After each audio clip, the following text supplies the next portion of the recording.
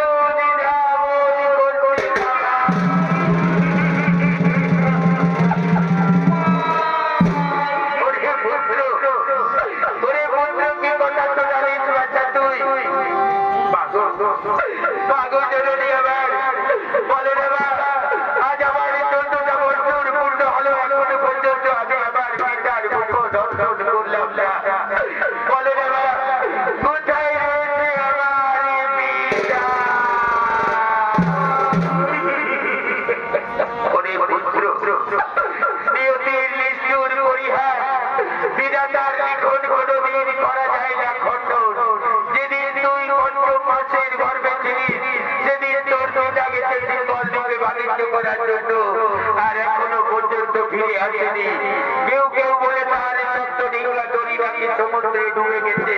আবার ইদানিং শুনতে পাই তাকে নাকি সিংহল দ্বীপের রাজা অন্ধকার কারাগারে বন্দী করে রেখেছে।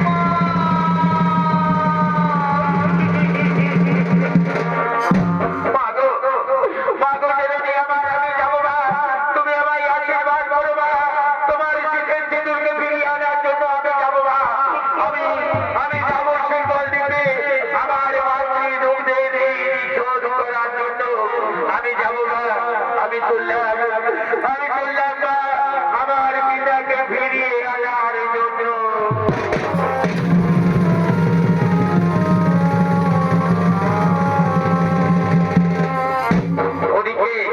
ওদিকে সীমন্ত তার মায়ের কাছে বিদায় নিয়ে চলে গেল সিংহল দ্বীপে পিতাকে ফিরিয়ে আনার জন্য। আর ওদিকে সিংহল দ্বীপের রাজা সারিবান তার মন্ত্রী সেনাপতি সৈন্য সামন্তদের নিয়ে ছুটে চলেছে নিজের রাজধানীর দিকে।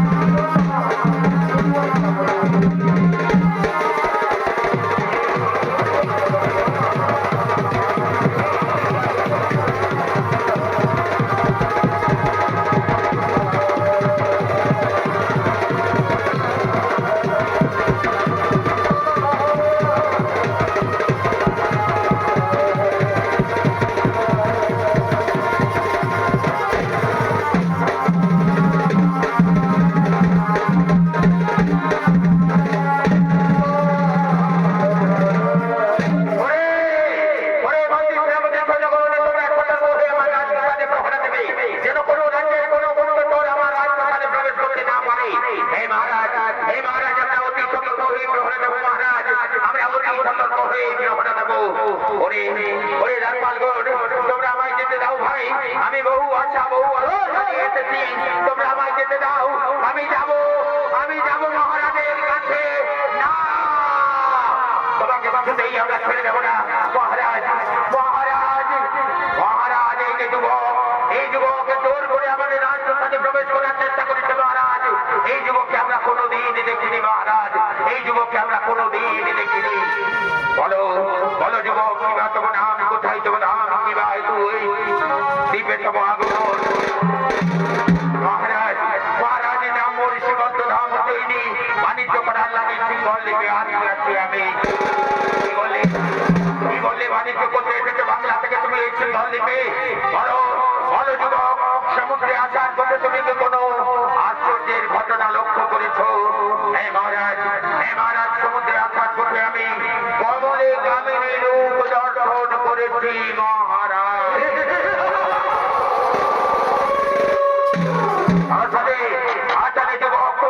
তুমি পারবে আমাকে সেই কমলে কামিনী রূপ দর্শন করাতে?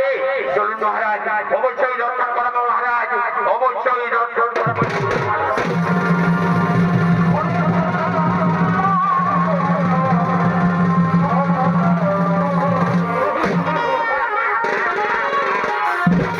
পারলে না তো তুমি সেই কমলে কামিনী রূপ দর্শন করাতে? এরপর বলো, সনমন্দির সেনাপতি জনগণ, এই যুবককে তোমরা বেত্রাঘাত করতে করতে নিয়ে যাবে উত্তর মোর্চানে। মিথ্যা কথা বলার অপরাধে জল্লাদকে বলবে এর কাটা মুন্ড যেন নিয়ে আসে আমার কাছে, এর কাটা মুন্ড যেন নিয়ে আসে আমার কাছে।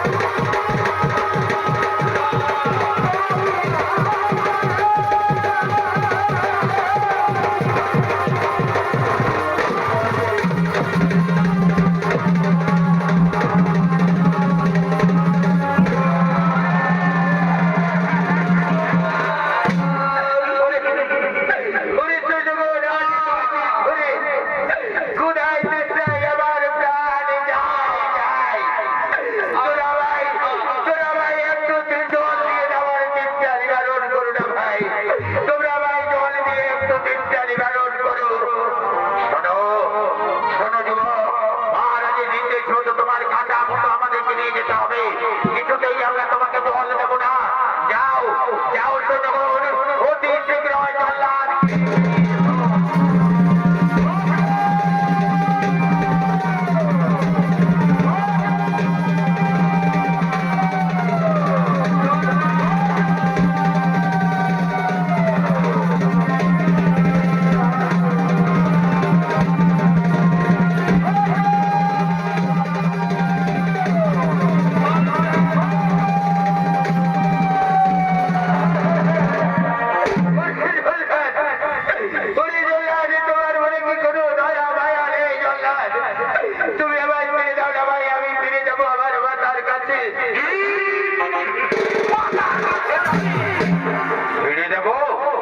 কিছুতেই তোমাকে ছেড়ে দেবো না। তোমার কাঁটা মূল্য নিয়ে যেতে হবে আমাকে। মহারাজের দিকে তোমার কাঁটা মূল্য আমাকে নিয়ে যেতে হবে।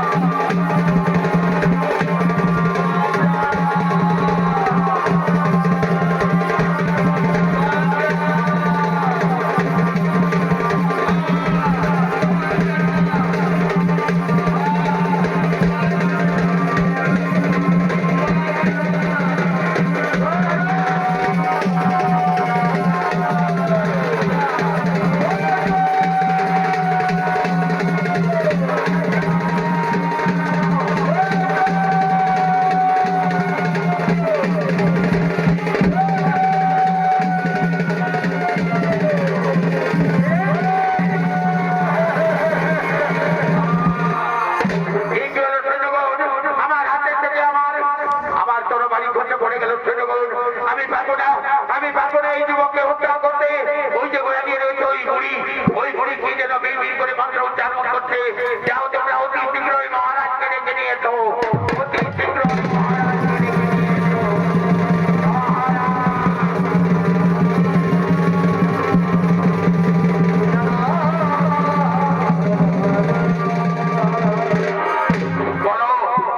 বলো জল্লাদ, কেন তুমি এই যুবককে হত্যা করতে পারবে না?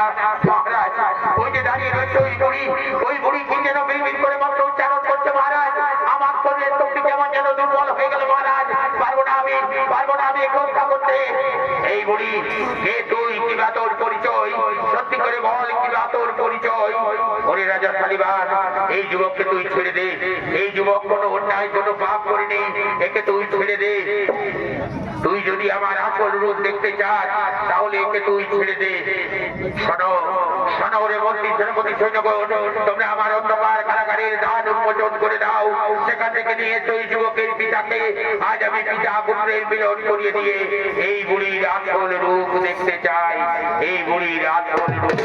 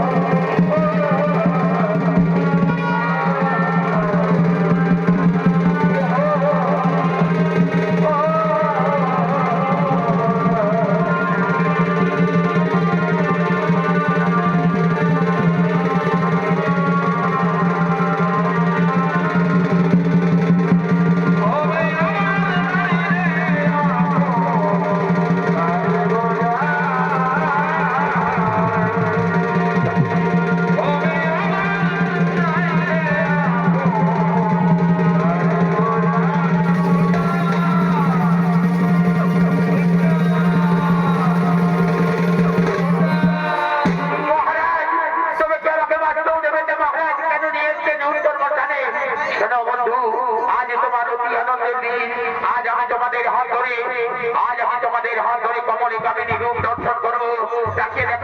তাকে দেখো তোমার পুত্র সীমন্ত এসেছে। আজ আমি তোমাদের পিতা পুত্রের মিলন করিয়ে দিয়ে তোমাদের হাত ধরেই আমি কমলে কামিনী রূপ দর্শন করবো। কি বললেন কমলে কামিনী? হ্যাঁ, মনে পড়েছে। আসার সময় আমিও তো সমুদ্রে কমলে কামিনী রূপ দর্শন করেছিলাম। এসো পুত্র, আমার হৃদয় বক্ষে এসো, আমার হৃদয় বক্ষে ধরা দাও। পিতা গো, আজ আমি মা মঙ্গল চণ্ডীর দয়ায় আমার জীবন পুনরায় ফিরে পেয়েছি। পিতা এসো পিতা, আমরা পিতা পুত্রে মিলে মা মঙ্গল চণ্ডীর শরণাপন্ন হব, মা মঙ্গল চণ্ডীর পূজা করব।